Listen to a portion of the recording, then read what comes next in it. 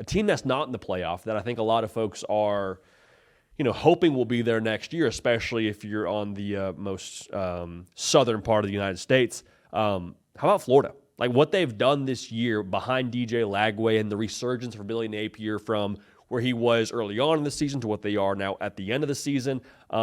They are very, very interesting to look at when you do the far too early projections 2025. Just what do you make of Florida and what they did this year and what they could be in the future? Yeah, well, I thought Florida could exceed expectations. And then about 3 weeks into the season, I was ready to fire everybody. So yeah, same. Take my opinion with a grain of salt here. But of course, I'm no fool. I think DJ Lagway is awesome. He may be the best quarterback in the country, maybe the best player in the country. To me, it's between him and Lenora Sellers right now for best quarterback in the SEC next season. So can't wait to see those two guys. Unfortunately, they're not going to go head-to-head unless they play at the SEC championship. But, one thing, though, I know this may be unpopular to say right now, but I'm still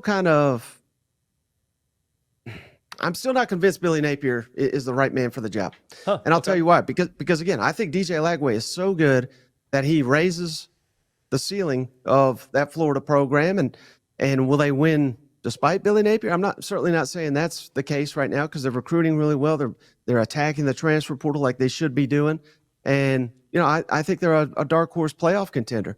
But again, we've done is flip the schedule from this year. Yeah. It's still a gauntlet. I mean, you got to go at, I don't know how good Miami's going to be next year, but you got to go at Miami. You got to go at A&M. You got Tennessee coming in late. Does that change that game at all? I know that they own Tennessee, but playing that in December is going to be interesting. There's still Georgia. I mean, on and on and on. What's a good year for Florida? What is this? Year 4 for Billy Napier? And, at 9-3, he's probably coach of the year. I remember they nearly ran off Urban Meyer for only winning 10. Steve Spurrier quit because they only won 10. You know what I mean? Like, I thought the standard was significantly higher for Florida, but I don't know. They're so hard to put a finger on. Again, I love DJ Lagway. It looks like things are trending in the right direction, but it seems like every time Billy Napier takes one step forward, it seems like he takes 2 steps back. Now, he didn't at the end of the season. You got to give him all the credit in the world, and maybe I'm just the last Napier hater left, but they still got a lot to prove to me. And again, if they go 7-5, 8-4, I don't think that's that good given where they're at. Yeah. But again, it may be given that the schedule that they're facing. College football sickos, make sure you are subscribed right here to the On3 YouTube channel. On this show, The Hard Count, it's college football, nothing but college football all year round. Now, this show is brought to you by our friends over at Prize Picks. Daily fantasy, easy to use, easy to play, easy to withdraw what you win. Follow us here. Use code HARDCOUNT at prizepicks.com.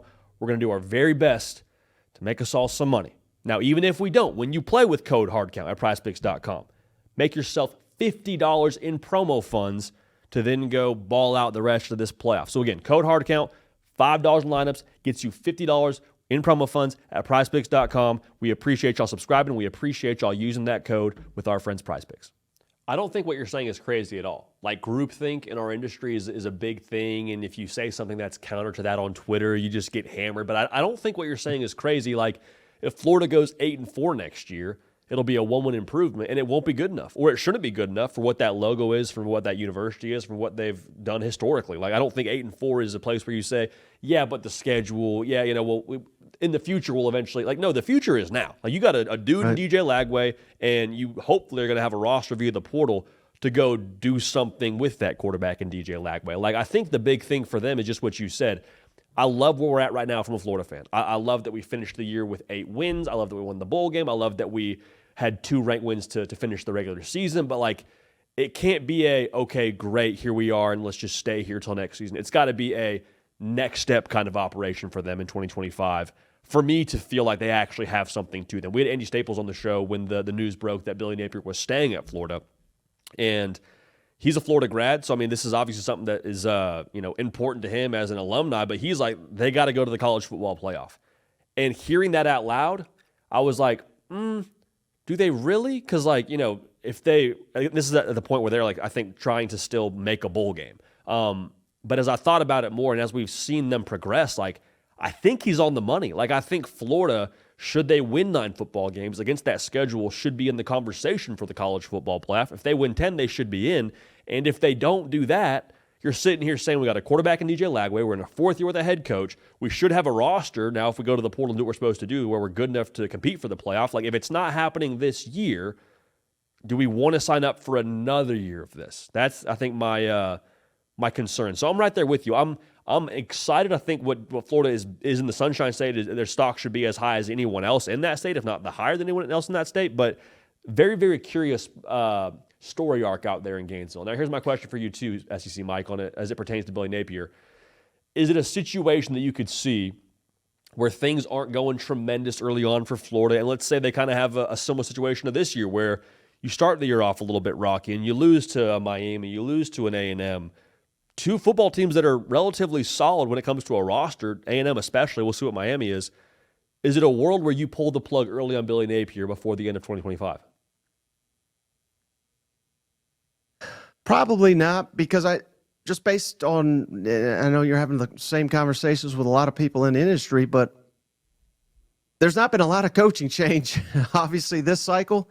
Apparently, the feeling is there's going to be massive coaching change next year when we have a firmer understanding of, not collective bargaining, but the revenue sharing, all that. So people will know where they stand. So I think there's going to be a lot of coaching transition 11 months from now. So do you want to add to that mix? I mean, it's Florida. Florida should be one of the best jobs, but will it? I mean, Southern Cal could be looking. I mean, there's a long list.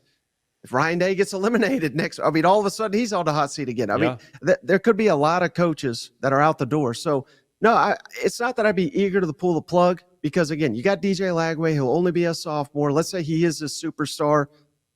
Maybe the schedule hinders you to where you don't reach that 9-10 mark, which you should be doing at Florida. You should be threatening to do that annually at Florida. But even if you're not, as long as they don't get embarrassed, and quite frankly, they were getting embarrassed. And even in this bowl game, it was like a travesty watching. I watch all the games twice. I don't even know if I have the heart to watch them play Tulane again. It was so bad. But even in that one, they were sending 10 men onto the field. They did it multiple times on special teams. They have. I mean, this is year the end of year 3. We're still doing this, but no, unless we're getting embarrassed, I'm not firing them. And one thing we didn't mention, we should have led with this. Ron Roberts did one heck of a job. Florida's just been a nightmare on defense.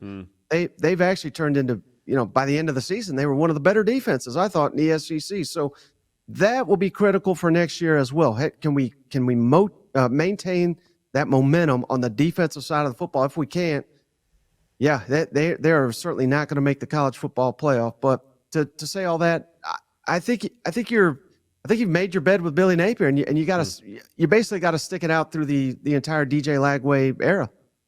Yeah, man, I'm glad you touched on the defense. How much better did they look on that side of the football against Ole Miss than Georgia did?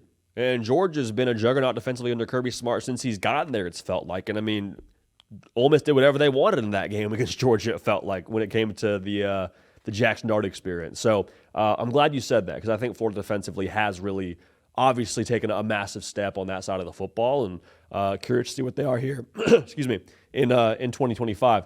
Last thing I'll say about the Florida job before we let you go, Mike, getting choked up talking about it. You made a great point about Florida and that head coaching position, the standard, the prestige, the brand, all those things. Like, if you were to move on from Billy Napier, and again, I'm not suggesting they do. I hope Billy Napier crushes it. I hope they make the college football playoff. I mean, I hope Florida has wild success under him next year. You can swing a big bat. Like, you can go and call someone who already has a big-time job and say, hey, come to Florida. We want to have you be our head coach. Are you interested? You're at least getting a couple messages back before they tell you no. Like, they're at least touching base on what's NIL, what's this, what's that. Like, people, I think, would be very interested in what that Florida job has to offer. So the plot thickens. We'll see what they are this time next year. But, in 11 months, be very curious to see if there is that kind of coaching turnover, whether it be at Florida or somewhere else across the board.